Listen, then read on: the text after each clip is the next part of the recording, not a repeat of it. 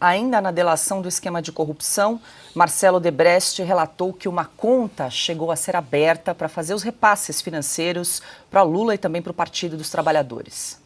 Para o nosso controle, nós chegando provisionamos então 35 milhões de reais desse saldo exatamente na conta amigo, que seria, na época, eu nunca conversei com ele que era para necessidades pessoais do Lula, mas na época era para o projeto político do Lula, Instituto Lula, seja lá o que for, qualquer demanda que viesse de Lula estaria englobado nesses 35 milhões.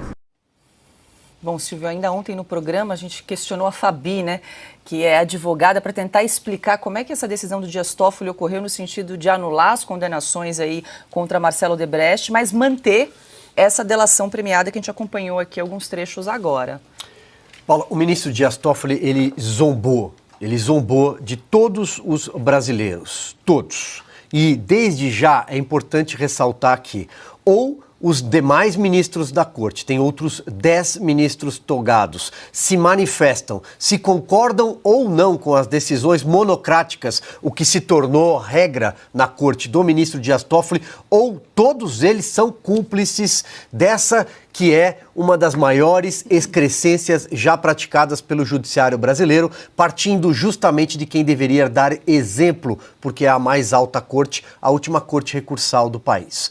O ministro Dias Toffoli estava diante de um caso de um réu confesso que fez uma delação. Nós mostramos aqui os vídeos e essa delação segue valendo, porque o que ele anulou foram as decisões da Vara de Curitiba responsável pelos processos da Lava Jato. Ele anulou as decisões, com base numa tecnicidade. Por exemplo, ele se refere a um conluio entre o então juiz da Lava Jato, Sérgio Moro, hoje senador da República, e a Força-Tarefa de Curitiba, comandada pelo ex-procurador Deltan Dallagnol, naquelas conversas conhecidas como Vaza Jato, que foram alvo de uma operação batizada de spoofing. Pois bem, aquela operação é fruto de crime. É fruto de hackeamento de conversas privadas, porém jamais periciadas e sem o amplo direito de defesa de quem estaria envolvido naquelas conversas.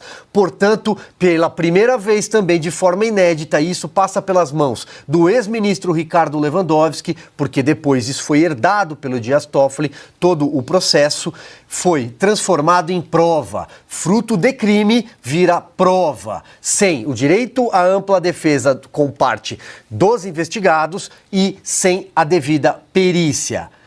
Essas conversas foram liberadas para quem quisesse. A Odebrecht puxou a fila, mas a JBS e as demais empreiteiras daquele cartel corrupto desvendado pela Lava Jato puderam utilizar dessas conversas para anular processos e agora estão anulando também acordos de leniência milionários ou bilionários.